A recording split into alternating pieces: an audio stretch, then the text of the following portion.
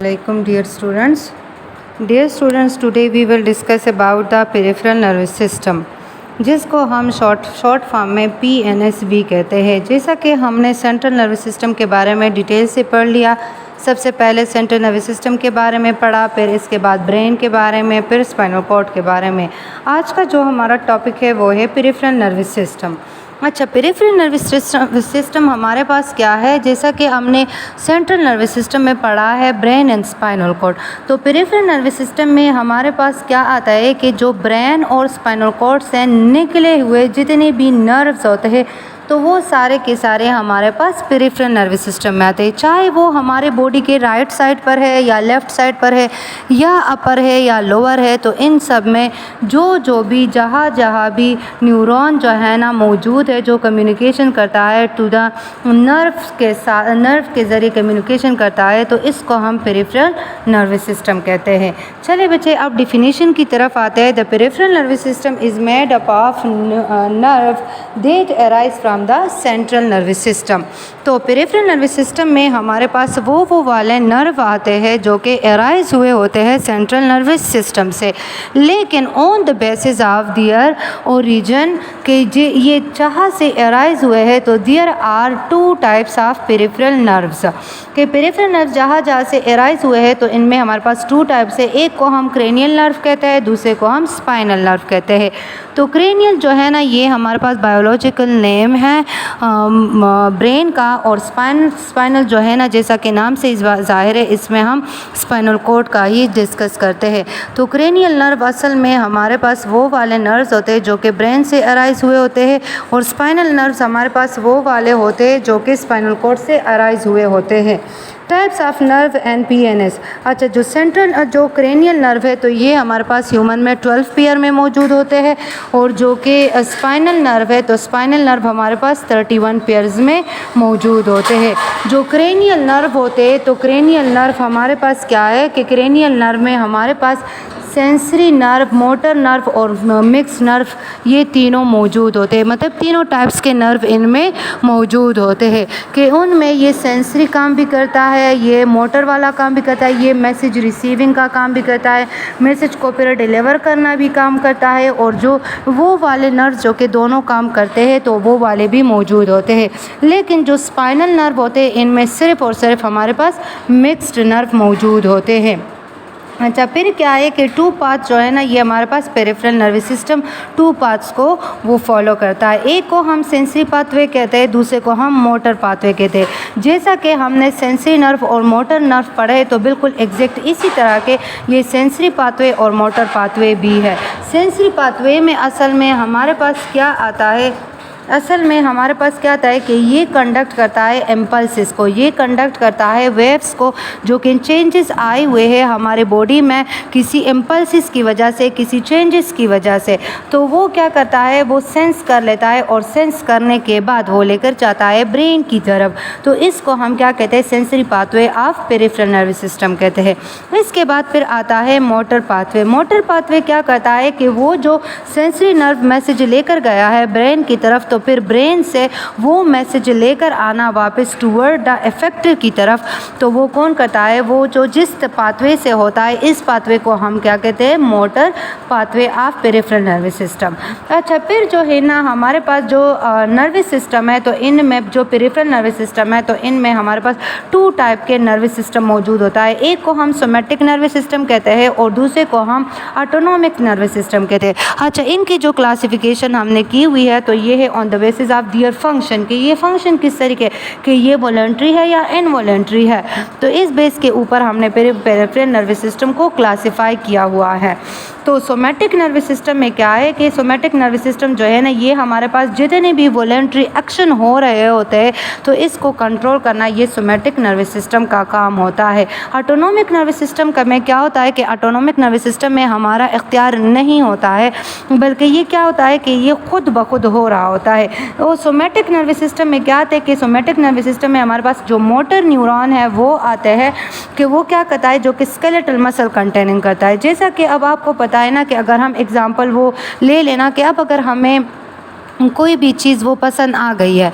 तो जब हमें कोई भी चीज़ पसंद आ गई है और हम जो है ना इसके पास जाना चाहते हैं, तो वो हम पर डिपेंड करता है कि हम जाएं या ना जाएं। जैसा कि अब अगर हमारे जो है ना घर वाले हम किसी पिकनिक पर लेकर जाते हैं, तो वहाँ पर हमें कोई भी वाटर बॉडी है या कोई पार्क वगैरह है वो हमें पसंद आ जाए ना, तो हम क्या कहते हैं कि फिर हमारे दिल पर डिपेंड करता है कि हम उधर जाना चाहते हैं या उधर जाना नहीं चाहते। तो ये जो करना होता है ना, तो ये कौन करता है? ये हमारे पास सोमैटिक नर्वस सिस्टम करता है। और जो ऑटोनॉमिक नर्वस सिस्टम होता है ना, तो ये ऑटोनॉमिक नर्वस सिस्टम हमारे पास क्या होता है कि इनमें हमारा कोई भी कंट्रोल नहीं होता है, बल्कि ये खुद ब खुद हो रहा होता है।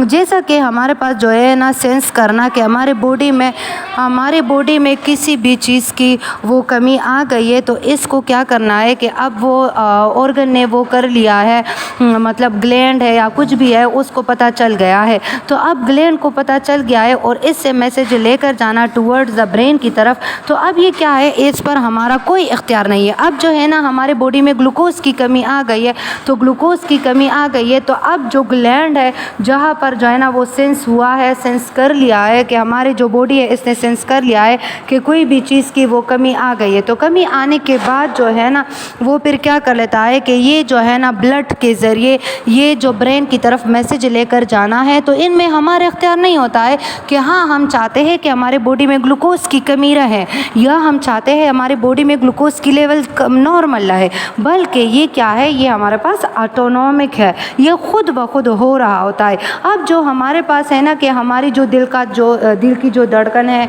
या जो डाइजेशन का प्रोसेस है, तो अब आप लोगों ने खाना खा लिया है ना, तो खाना खाने के बाद क्या होता है, अब आप लोग चाहते हैं कि मैंने ज़्यादा खाना खा लिया है तो थोड़ा मेरा स्टमक में रह जाना चाहिए, बाकी उसकी डाइजेशन होनी चाहिए। तो ये तो हमारे इख्तियार में नहीं है ना। तो ये जो चीज़ें हमारे इख्तियार में नहीं है बल्कि खुद ब खुद हो रहा होता है और इसकी कनेक्शन ब्रेन के साथ है, तो इसको हम क्या कहते हैं, इसको हम कहते हैं ऑटोनॉमिक नर्वस सिस्टम कहते हैं। अच्छा, फिर ऑटोनॉमिक नर्वस सिस्टम में फिर सब डिवीजन्स आते हैं। एक को हम सिंपैथेटिक डिवीजन कहते हैं और दूसरे को हम पैरासिम्पैथेटिक डिवीजन कहते हैं। जो सिंपैथेटिक डिवीजन होता है ना, ये बॉडी को प्रिपेयर करता है फॉर द इमरजेंसी कंडीशन के लिए। मतलब जो हमारे बॉडी पर स्ट्रेस कंडीशन आ जाता है या हम पर जो खुशी आ जाती है ना, और हमारी जो आंखें हैं वो खुशी की वजह से वो बाहर सी निकल आने लगती है, या हमारी जो मुंह है ना उससे वो वाह का आवाज़ खुद ब खुद निकल आता है, तो ये जो काम होता है तो ये सिंपैथेटिक का काम होता है, सिंपैथेटिक नर्वस सिस्टम का काम होता है, जिस पर हमारा इख्तियार नहीं होता है बल्कि वो खुद ब खुद हो रहा होता है, जो कि हमें क्या करता है, फ़ाइट और फ्लाइट रिस्पॉन्स के लिए करा करता है। मतलब फ़ाइट और फ्लाइट रिस्पॉन्स के लिए रेडी करना, मतलब ये है कि हमारे पास जो स्ट्रेस कंडीशन आ गया है ना, तो इसके लिए हमें प्रिपेयर करता है। ये सिर्फ़ और सिर्फ ये फ़ाइट और फ्लाइट जो है ना, ये इसका वो सिनोनिम है। हम वैसे भी इसको निक नेम के ज़रिए जो वो लेते हैं ना, तो वो हम सिंपैथेटिक के लिए फ़ाइट और फ्लाइट यूज़ करते हैं और पैरासिम्पैथेटिक के लिए रेस्ट एंड डाइजेशन यूज़ करते हैं। तो अब जो है ना पैरासिम्पैथेटिक में क्या आता है कि पैरासिम्पैथेटिक में अब जो हमारी बॉडी किसी खुशी की वजह से हमारा जो हार्ट बीट है ना वो ज़्यादा हो गया है, या जो हमारा जो प्यूपल है आई है वो बाहर निकल आई है खुशी की वजह से, तो अब इसको कंट्रोल में लेकर आना और इनको बिल्कुल नॉर्मलाइज करना, ये जो हमारा बॉडी करता है, तो इसको हम क्या कहते हैं, पैरासिम्पैथेटिक नर्वस सिस्टम कहते हैं। दोनों में हमारा इख्तियार नहीं है। अगर सिंपैथेटिक देखे या पैरासिम्पैथेटिक देखे तो दोनों में हमारा इख्तियार नहीं है, दोनों ऑटोनॉमिक है। लेकिन असल में एक क्या होता है कि एक जो है ना हमारे पास जो इमरजेंसी कंडीशन आ जाता है या स्ट्रेस कंडीशन या आ जाता है, हम ऐसा भी कह सकते हैं ना कि ओवर कंडीशन आ जाता है, तो फिर वो ओवर हैप्पीनेस भी हो सकता है, ओवर जो है ना वो हमारे पास जो है ना वो सैड कंडीशन भी आ सकता है, या क्या हो जाता है कि और कंडीशन भी। तो हम ऐसा भी कह सकते हैं कि पैरासिम्पैथेटिक में जो और कंडीशन होता है तो इसके लिए बॉडी को प्रिपेयर करना ये ऑटोनॉमिक नर्वस सिस्टम का काम है। लेकिन इसको फिर हमने सब डिवीज़न में डिवाइड किया हुआ है और इस सब डिवीज़न को हम सिंपैथेटिक डिवीज़न कहते हैं। और फिर पैरासिम्पैथेटिक डिवीज़न जो है ना, इस सिंपैथेटिक डिवीज़न की वजह वजह से जो हमारे बॉडी में चेंजेस आ गई है, जो हमारा हार्ट बीट है वो तेज़ हो गया है या कुछ और जो प्यूपल बाहर निकल आया है, तो वो क्या हो गया है, तो वो इसको फिर नॉर्मलाइज करना जो है ना, ये फिर पैरासिम्पथेटिक नर्वस सिस्टम कहलाता है। इसके लिए अब जो है ना हम ऐसा भी एक और एग्जांपल मैं आप लोगों को दे दूंगी कि अब जो है ना कोई भी बंदा अब वो रेसलिंग कर रहा है या जो बॉक्सिंग कर रहा है, तो वो हालात को देखकर या सामने वाले को देखकर उनमें जज्बा आ जाता है। तो वो जज्बा आना उसके इख्तियार में तो नहीं है ना, और उनके दिल में ये ख्वाहिश होती है कि मैं जीत जाऊं। तो वो क्या होता है कि उसकी बॉडी उसके मुताबिक उसको प्रिपेयर कर देता है। उसकी वो जो हार्ट बीटिंग है, उसकी जो स्वेटिंग है, उनकी बॉडी में जो ग्लूकोज है या जो ग्लाइकोजन है, उनको ग्लाइकोजन ग्लूकोज में कन्वर्ट करना है और फिर ग्लूकोज जो है ना इससे एनर्जी लेना है। तो ये सारा कुछ जो है ना ये काम है हमारे पास जो है ना सिंपैथेटिक का काम है ना, और फिर जो है ना बॉडी नॉर्मल कंडीशन की तरफ लेकर आना ये फिर पैरासिम्पैथेटिक का काम है। तो उम्मीद करती हूँ कि बच्चे आप लोगों को समझ आ गई होगी, लेकिन अगर फिर भी कोई भी मसाइल तो आप लोग ऑनलाइन क्लास में पूछ सकते हैं। ओके बच्चे, अल्लाह हाफिज़।